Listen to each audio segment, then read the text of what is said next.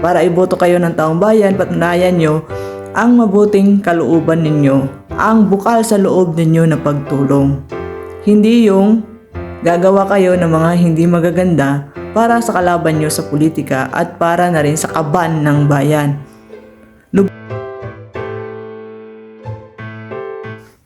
Malamig na umaga, tanghali, hapon o gabi o saan man kayo parte ng mundo naroroon, lalo na dito sa Middle East, ng mga nagtatrabaho nating mga kababayan. So gusto ko lang batiin ang ating mga kapatid sa INC o Iglesia ni Cristo sa isang tagumpay na ginawa nilang peace rally kahapon, January 13, 2025. Ang rally ay tungkol po sa pagkakaisa at higit sa lahat pagkakaunawaan. Kaya nga tinatawag siyang peace rally.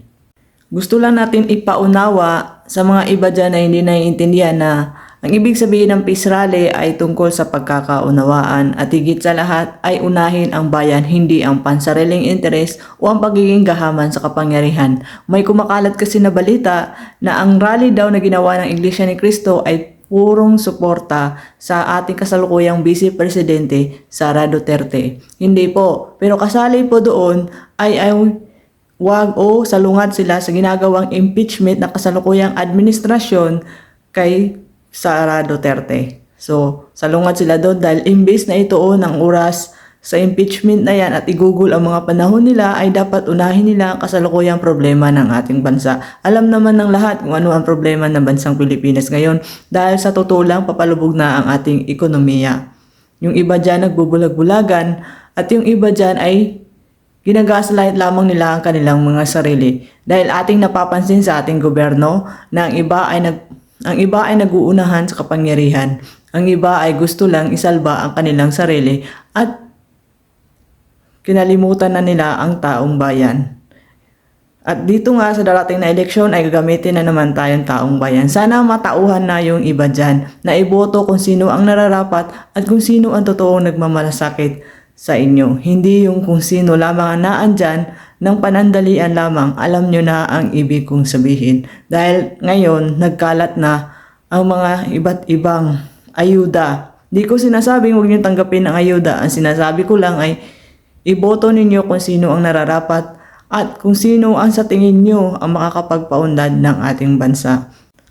Ang nais lamang ipabatid sa atin ng Iglesia ni Cristo sa ginawa nilang rally kahapon is magkaisa, hindi ang mang-isa. Dahil sa nangyayari ngayon, wala nang ginawa kundi manira sa mga Duterte. Hindi po ako pro-Duterte at hindi rin ako anti-Marcos. Ako ay nagmamalasakit lamang sa ating bansang Pilipinas dahil hindi ko na alam kung ano ang patutunguhan ng Pilipinas sa nangyayari ngayon.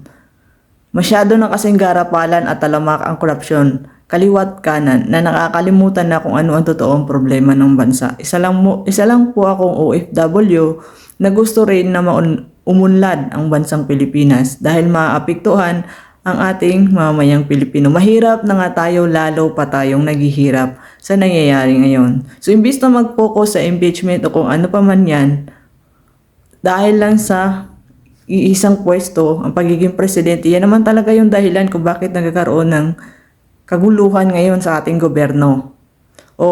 Marami na naman magsasabi dyan ang nanggugulo talaga si Sara Duterte at kung ano-ano ang sinasabi niya.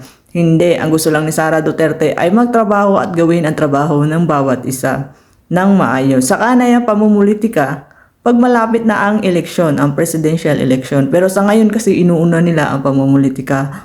Mga insecurity sa bawat isa. Yung takot masapawan, takot malaglag sa darating na eleksyon, takot wag iboto, kaya gumagawa na lang ng kung ano-ano. Para iboto kayo ng taong bayan, ipakita nyo na karapat-dapat kayo. Para iboto kayo ng taong bayan, patunayan nyo ang mabuting kalooban ninyo, ang bukal sa loob ninyo na pagtulong. Hindi yung gagawa kayo ng mga hindi magaganda para sa kalaban nyo sa politika at para na rin sa kaban ng bayan. Lubog na ang Pilipinas. Lubog na nga noon, lubog pa nung umupo. Mas lalong lumubog pa, lalo na ngayon na may mga kumakalat kuno na virus.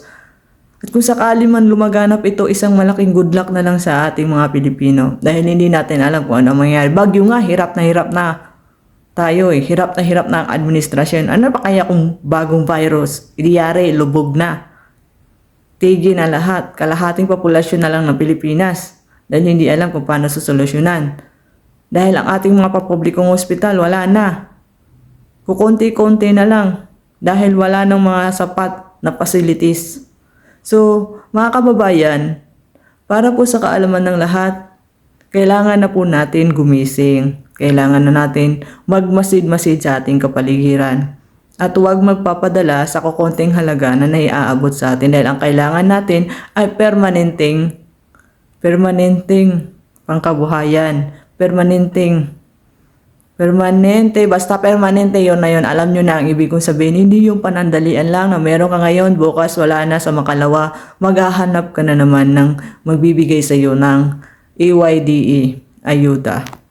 So congrats ulit sa matagumpay na rally ng Iglesia ni Cristo. Makikita na marami ang nakiisa. Talagang napakaganda ng Iglesia ni Cristo, ano. Pero hindi ako lilipat ng relihiyon kasi tayo mahalin natin ang Panginoon natin at kung ano ang kinamulatan natin relihiyon. Saludo lang ako sa Iglesia ni Cristo dahil nagagawa nila ang pagkakaisa sa kanilang relihiyon at sa mga tao na kinasasakupan nila. Kapag sinabi nilang ganito, ganon, sumusunod lahat ng maayos at walang bumabali. So, napakaganda ng Iglesia ni Cristo dahil nagawa nila yon na pag-isahin ang kanilang mithiin na magkaroon ng kapayapaan sa bansang Pilipinas sa pamamagitan ng maayos na pamamahala ng gobyerno natin.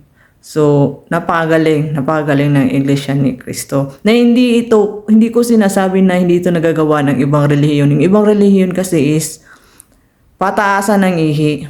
At higit sa lahat, may sarili-sarili mga isip. Yung Iglesia ni Cristo kasi, masyado silang smooth. Masyado silang masunurin para lang magkaroon ng peace of mind ang bawat isa. So, saludo ako sa Iglesia ni Cristo.